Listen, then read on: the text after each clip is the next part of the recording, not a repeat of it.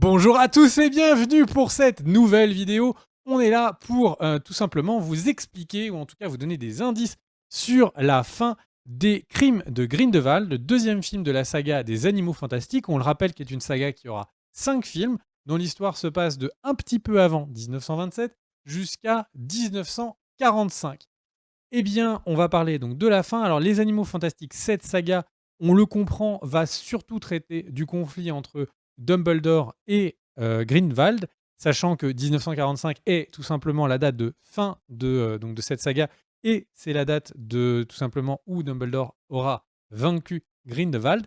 Et donc, eh bien, j'ai envie de dire, une fois qu'on sait ça, attaquons-nous à la fin. Et pour ça, le plus gros élément de la fin, c'est quoi? C'est Aurelius Dumbledore, cette révélation incroyable. Eh bien, Aurelius Dumbledore serait donc, d'après Grindelwald, Credence, croyance en français, qui donc serait le petit frère de Dumbledore. Alors, là, il y a plein de gens qui ont sauté au cocotier en disant « Mais qu'est-ce que c'est que cette affaire ?» Il n'y a que 3 personnes dans la fratrie des Dumbledore. Il y a Albuforth, il y a Ariana et il y a Albus. Alors, dans l'ordre, ça fait Albuforth, Albus et Ariana. Et on n'a jamais entendu parler de Aurelius. Alors, est-ce que c'est tout simplement un secret qu'a gardé pour elle J.K. Rowling? Peut-être. Il y a beaucoup, beaucoup de théories en ce moment qui tournent, notamment sur le fait que ce serait en vérité le fils de Ariana, ce qui expliquerait qu'en fait, il a une bonne trentaine d'années, notre ami croyance, de différence avec une bonne vingtaine, trentaine d'années avec Albus Dumbledore. Il y a d'autres théories sur le fait qu'il y avait une tante de Dumbledore qui avait été citée dans les livres, et donc peut-être que ce serait son fils. En tout cas, ce qui est sûr, autant que J.K. Rowling veut que ce soit sûr, c'est que visiblement Grindelwald ment, et ce qui peut apporter de l'eau au moulin de ça, c'est tout simplement que la scène d'ouverture où on voit Grindelwald qui est, eh bien, tout simplement, qui a des baguettes qui sont posées sur lui pour essayer de le contenir. On voit qu'il a séduit les gardes, on voit qu'il a séduit les animaux autour de lui, et qui va, dès qu'il n'en a plus besoin, les jeter, n'ayant pas peur de leur mentir. Et donc, en fait, on peut imaginer que Grindelwald se sert de croyances pour, en fait, en lui mentant, pour en faire une arme contre Dumbledore.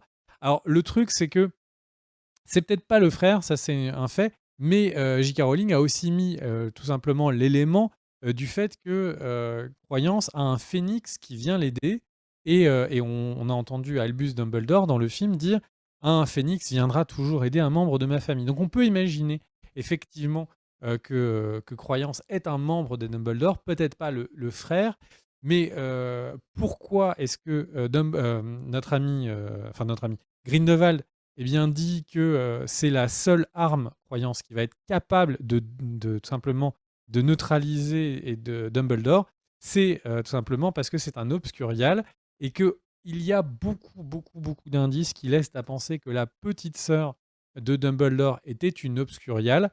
On en parle dans une autre vidéo qui tombe cette semaine, vraiment entre les relations entre les Dumbledore et Grindelwald, parce que c'est un peu trop compliqué de tout expliquer dans une seule vidéo, donc on le fait à part. Et donc très concrètement, on peut imaginer que en fait, Grindelwald veut essayer d'utiliser les faiblesses psychologiques de Dumbledore plutôt que de ses faiblesses de pouvoir, parce qu'il pense que c'est sans doute le seul à pouvoir l'égaler, et donc de pouvoir le vaincre en travaillant sur son côté personnel. Après, le deuxième point à retenir donc, de cette fin, c'est le fait donc on a la découverte de pourquoi est-ce que Dumbledore et Grindelwald ne peuvent pas s'affronter. On rappelle que donc le film se balade à peu près un peu avant 1927 jusqu'à 1945, et donc ça fait de très longues années dans lesquelles Dumbledore n'aurait pas pris part au combat contre, de manière personnelle, contre eh bien Grindelwald.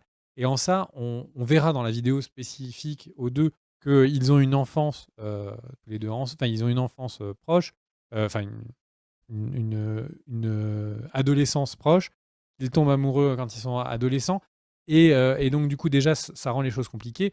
Mais aussi, tout simplement, parce qu'ils ont fait ce pacte de sang qui les empêche de s'attaquer. Et donc, c'est ce pacte de sang qu'a réussi à récupérer Norbert Dragono lors du combat final. Maintenant, quelques autres informations sur la fin. Une autre information et une autre question qui est revenue régulièrement quand on a animé une avant-première pour les fans de Cult & Click qui ont voulu y participer. Et donc pendant cette avant-première, il y avait plusieurs questions sur les Lestrange. Est-ce que l'État Lestrange, pourquoi est-ce qu'ils n'arrêtent pas de dire que c'est la fin de la lignée alors qu'on voit dans les films Harry Potter Bellatrix Lestrange entre autres et on voit donc deux Bellatrix, une mariée au Black et une mariée au Malfoy. Et bien tout simplement, donc c'est l'arbre que vous voyez, c'est tout simplement une autre branche des Lestrange qui arrive en bout de lignée, et donc c'est pour ça qu'on n'arrête pas de parler de la fin de ces Lestrange. Troisième point, on est le château à la fin qu'on voit dans lequel Grindelwald donne cette baguette à Aurelius Dumbledore. Eh bien, en fait, il s'appelle Numorgar. Et donc, pourquoi s'appelle-t-il Numorgar? C'est parce que J.K. Rowling veut faire d'énormes, énormes clins d'œil entre Grindelwald et Adolf Hitler. Et tout simplement, quoi de mieux que appeler le château de Grindelwald, qui sera le château qui deviendra sa prison. Souvenez-vous que donc, dans les Harry Potter, les films, on voit Grindelwald qui est prisonnier d'un château. Et eh bien, c'est Numorgar, ce sera son château qui deviendra sa prison. Et eh bien Numorgar pour Nuremberg, pour les procès de Nuremberg dans la Deuxième Guerre mondiale. C'est pour ça qu'on est en Autriche et c'est encore un clin d'œil de J.K. Rowling sur cette dictature. Ensuite, on a dans les explications de la fin, on a une remarque qui n'est pas du tout anodine que fait Dumbledore à Norbert sur Norbert Dragono, sur le fait qu'il l'a trouvé toujours exceptionnel parce qu'il ne se posait jamais de questions sur son profit, mais est-ce qu'il fallait faire quelque chose qui lui paraissait bien. Et donc ça, c'est la raison. Et pourquoi?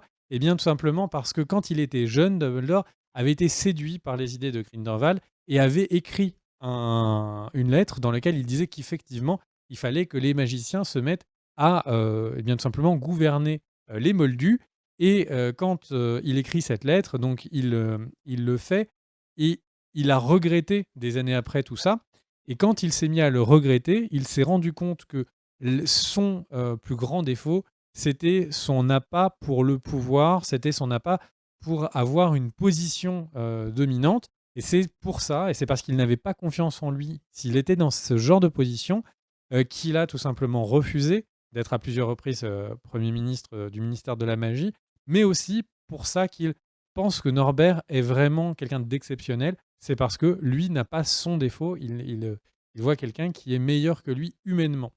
Ensuite, une explication sur le titre.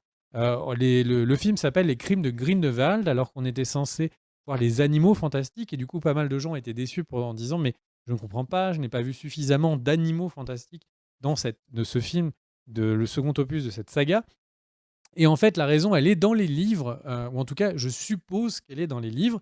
En fait, Les Animaux Fantastiques est un livre qui a été édité, donc qui est, vous le savez, est un livre dans le monde de Harry Potter, qui est donc un des livres, un des manuels qui est étudié à Poudlard, mais c'est également un vrai livre dans la vraie vie qui a été écrit par J.K. Rowling sous le nom de Norbert Dragono, livre qu'elle a sorti pour une œuvre caritative. Et dedans, elle fait une préface dans laquelle ils expliquent que les magiciens, au début, ont eu du mal à déterminer qu'est-ce qu'était un animal fantastique, qu'est-ce qui était un être. Et qu'au début, ils s'en étaient mis à penser que les êtres, c'était tout simplement ceux qui marchaient. Donc, ils ont mis les humains, les trolls, les magiciens dans cette catégorie, les êtres. Sauf que, problème, les trolls, par exemple, qu'on voit dans Harry Potter, le premier, avec la grande massue qui attaque Hermione, en fait, ils ne pensent pas, ils ne réfléchissent pas, ils sont juste agressifs. Donc, ils se sont dit, bon, ce ne sont peut-être pas des êtres. En plus, les centaures, qui ont une vraie culture, qui peuvent communiquer, du coup, ne rentreraient pas dans cette catégorie. Et puis, le livre, comme ça, dans sa préface, travaille le sujet en disant, oui, mais tel animal, est-il un animal ou est-il un être? Pareil pour les êtres qui vivent donc dans le lac de Poudlard, qui ont une culture. Et petit à petit, en fait, on comprend que donc, le monde magique s'est mis d'accord sur des règles et à déterminer qu'est-ce qui était un animal et qu'est-ce qui était un être. Sauf que, du coup, Grindelwald, en fait, s'oppose à cette vision et pense que les humains, les Moldus, ne sont que des bêtes de somme, il dit dans le film, et donc en fait, nous ne serions aussi, nous, que des animaux fantastiques. Et donc c'est un peu vers ça que j'ai l'impression que cette saga va aller. Le héros va affronter le méchant et le vaincre en 1945. Donc on est clairement sur une grosse tangente avec la Deuxième Guerre mondiale, avec une épuration. Et on voit à ce moment-là que tout simplement, on sent que la question va être qu'est-ce qui est un être? Qu'est-ce qui est, est-ce que le fait de ne pas avoir de pouvoir magique en fait des sous-êtres? Le respect de tous les vivants. Et j'ai l'impression que c'est pour ça que cette saga s'appelle comme ça et que donc on va commencer à dévier petit à petit de ce titre qui était mignon et qui faisait penser qu'on irait voir juste que des nifleurs comme ça en permanence sur cette saga. J'espère que ces informations vous ont plu. N'hésitez pas à revenir sur la chaîne là, dans la semaine, une deuxième vidéo qui est vraiment plus précise sur les liens entre Grindelwald et entre les Dumbledore, qui j'espère vous expliquera plusieurs choses, notamment le fait que Ariana est potentiellement un Obscurial. Merci à tous. Si vous avez aimé cette vidéo, n'hésitez pas à mettre un pouce bleu. Si vous voulez soutenir la chaîne, n'hésitez pas à mettre un petit commentaire. On se retrouve très vite avec l'Amicaire. Des bisous. Ciao!